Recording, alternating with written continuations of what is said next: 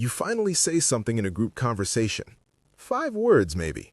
And the second those words leave your mouth, you're already replaying them in your head. Did that sound stupid? Did I say it weird? Why did my voice crack? Everyone's judging me right now. Meanwhile, everyone else has already moved on. They didn't even notice. But you're going to think about that moment for the next 3 days. If you're an introvert, you already know what I'm talking about. And today, I'm not going to tell you the usual stuff about how introverts are great listeners or love being alone. Everyone knows that. I'm going to tell you the things nobody talks about. The mental exhaustion, the social hangovers, the weird guilt, the things that happen inside an introvert's head that make absolutely no sense to anyone else. This is what no one tells you about being an introvert. Let's get into it. First thing nobody talks about. The anxiety before a social event is 10 times worse than the actual event. You get invited to something. Could be a party, could be a dinner, could be a casual hangout, and immediately your brain starts spiraling. What am I going to wear? What if I don't know anyone? What if there's an awkward silence and everyone's looking at me? What if I run out of things to say? Should I just cancel? Maybe I'll say I'm sick.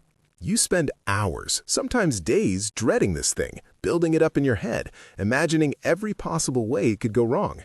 And then you finally go and it's fine, maybe even good. Not nearly as bad as you convinced yourself it would be. But here's the part nobody gets. Knowing it'll probably be fine doesn't stop the dread, because it's not logical. It's just how your brain works. You know you're overreacting. You can't stop anyway. And the worst part? You'll do this again next time, every single time. Second truth, you rehearse entire conversations in your head that will never actually happen. You're about to text someone? You draft it 5 times before sending. You're going to make a phone call? You write down what you're going to say first. Someone might ask you a question at the meeting tomorrow? You've already prepared 3 different responses depending on how they phrase it. And here's the thing, the conversation never goes the way you planned. Ever. They ask something completely different. They respond in a way you didn't anticipate. And all that mental rehearsal? Completely useless. But you can't help it. Your brain needs to prepare. Even though you know preparation doesn't help, you still can't show up unprepared. So you script conversations that will never happen just in case they do. And then when they don't, you feel like you wasted all that mental energy, which you did. But you'll do it again tomorrow. Third truth, small talk isn't just boring for you, it's actively painful. Someone asks, "How's the weather?" and your brain short circuits. Because you know it's not actually a question, it's a social ritual. They don't care about the weather, you don't care about the weather, but you're both pretending to care because that's what people do. And you hate it. Not because you're rude or antisocial, but because it feels fake, hollow, like you're both reading from a script nobody wants to be reading from. So you either force yourself to engage and feel exhausted, or you give short answers and feel rude. Either way, you lose. Meanwhile, extroverts are having a great time. They genuinely enjoy this. They're energized by it. And you're standing there thinking, when can I leave without being weird? The worst part? You're good at small talk when you have to be. You can do it. You've learned the script. But it drains you like nothing else. Every "how are you?" "good you?" exchange takes a piece of your soul. And nobody understands why you find something so simple so exhausting. Fourth truth, and this one's weird. You cancel plans you were genuinely excited about, and you don't even know why.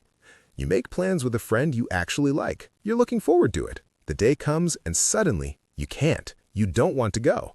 Not because you don't want to see them, but because the energy required to be on feels impossible right now. So you cancel. You make up an excuse and then you feel guilty because you know they're disappointed. And you're disappointed too, because you actually wanted to go. But the version of you that made those plans was a different version of you who has to show up. And the thing is, if you forced yourself to go, you'd probably have a good time. But getting yourself out the door feels like climbing a mountain. So you stay home, and then you feel guilty and lonely, but also relieved. It makes no sense, but it's real, and it happens over and over. And people stop inviting you because they think you don't want to hang out, when really, you do. You just can't always. Fifth truth, the day after socializing, you're completely wiped, and people think you're being dramatic. You go out, you have a good time, you come home, and the next day you're exhausted, not physically tired, mentally drained. Your brain feels foggy, you can't think straight. You need total silence and zero human interaction to recover. This is the social hangover, and it's real. You didn't even drink, you just talked to people. But it's like you ran a marathon. Your brain is fried. And when you try to explain this, people look at you like you're making it up. You're tired from hanging out? Just hanging out? That's not a real thing. But it is, because being around people, especially groups, requires you to be on, to monitor yourself, to read the room, to engage, to perform. And that takes energy, massive amounts of energy. So the next day you need to recharge, alone, in silence, doing nothing. And people think you're antisocial, when really, you're just recovering from being social. Sixth truth, you feel guilty for needing alone time, even though you know you need it. Your friend wants to hang out. Your family wants you to come to the gathering. Your partner wants to spend time together. And you just want to be alone. Not because you don't love them, not because you're mad, just because you need space. Your battery is empty. You need to recharge. But saying, I need to be alone, feels like saying, I don't want to be around you. So you either force yourself to show up and be miserable, or you say no and feel guilty.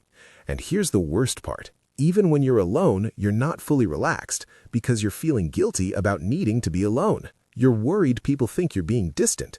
You're anxious that they're upset with you. So you're alone, but you're not at peace because the guilt is eating at you. And you know it's irrational. You know you're allowed to need space, but you feel selfish anyway.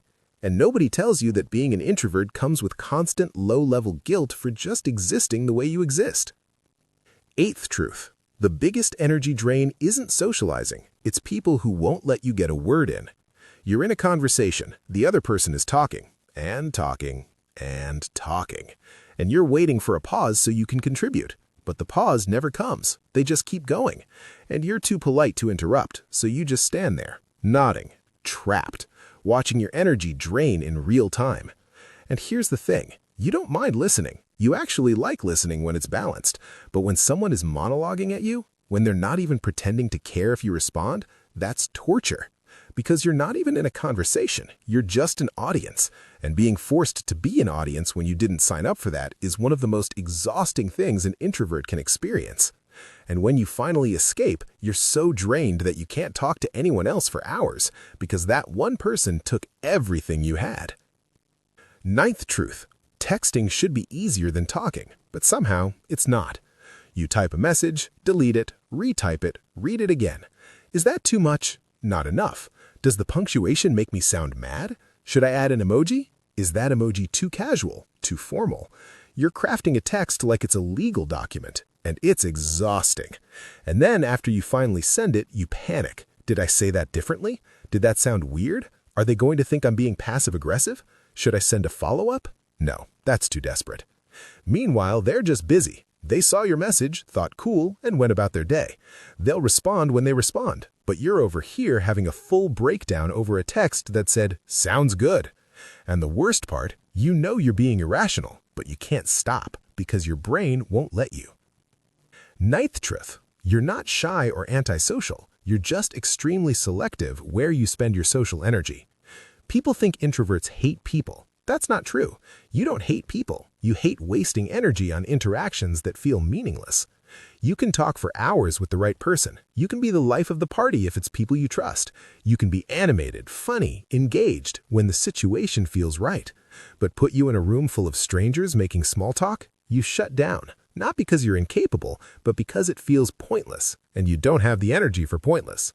So people see you quiet in one setting and talkative in another, and they think you're inconsistent. But you're not. You're just selective. You know what's worth your energy and what isn't.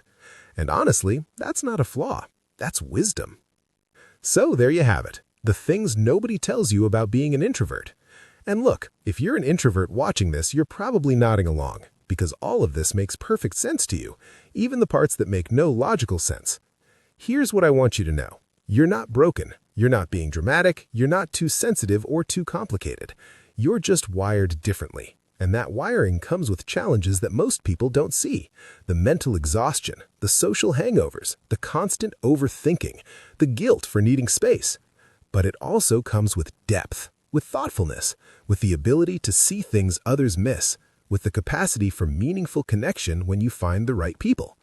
So stop apologizing for needing what you need. Stop forcing yourself to be someone you're not. Stop feeling guilty for existing the way you exist. You're allowed to cancel plans. You're allowed to need space. You're allowed to hate small talk. You're allowed to be drained by socializing even when it was fun. You're an introvert, and that's not something to fix, it's something to understand. Drop a comment. Which truth hit hardest? And if this felt like I was reading your mind, share it with another introvert who needs to feel less alone. Subscribe for more content that actually gets it. See you in the next one.